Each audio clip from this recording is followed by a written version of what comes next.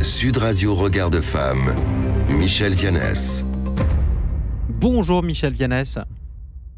Bonjour Jean-Marie, bonjour à toutes et tous. Présidente de l'organisation non gouvernementale Regard de Femme, vous nous présentez une opération qui parle d'illumination. Ça s'appelle Oranger le monde, comme le mot orange, mais c'est un verbe. Oranger le monde, c'est quoi ? Eh bien, les violences masculines envers les femmes et les filles, comme vous savez, c'est tous les jours, dans tous les pays, à tous les âges. Et pour agir contre cette permissivité sociétale qui tolère donc cette intolérable situation, Ban Ki-moon, lorsqu'il était secrétaire général de l'ONU, avait considéré qu'une journée pour les éradiquer, c'était nettement insuffisant.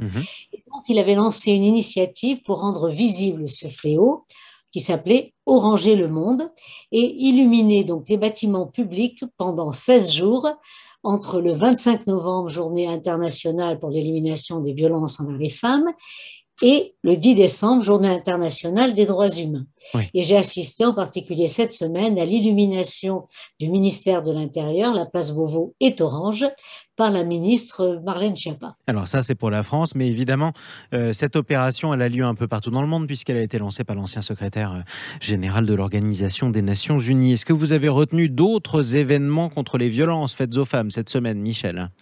Oui, bien évidemment, dans l'immense manifestation de violence, moi je voudrais parler de la protection des mineurs.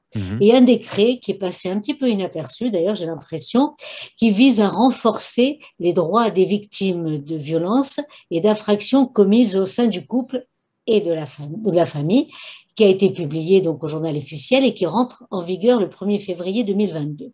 Parmi les modalités extrêmement importantes, ce que j'ai retenu, c'est que même lorsque l'action publique est prescrite, ce qui arrive fréquemment en cas de violence envers les mineurs, eh bien, des mesures de justice restaurative peuvent être mises en œuvre en cas d'infraction sexuelle commise par un majeur sur un mineur. Il prouve qu'on peut quand même, la justice peut agir. C'est ça. Et puis, il y a également, en cas de violence familiale commise devant un mineur, celui-ci peut être dorénavant considéré comme une victime et non plus seulement comme un témoin. Et oui, ça c'est quand même très important. D'autres mesures, enfin, que vous avez relevées ?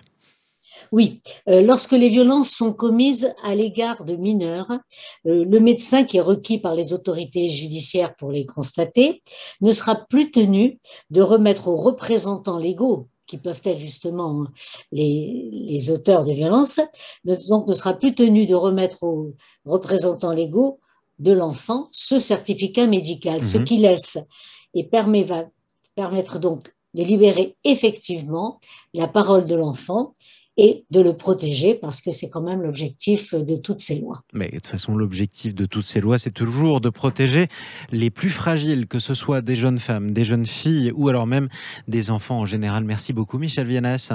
Merci à vous, Jean-Marie. Présidente de l'organisation non gouvernementale Regard de Femme. On vous retrouve dimanche prochain sur Sud Radio.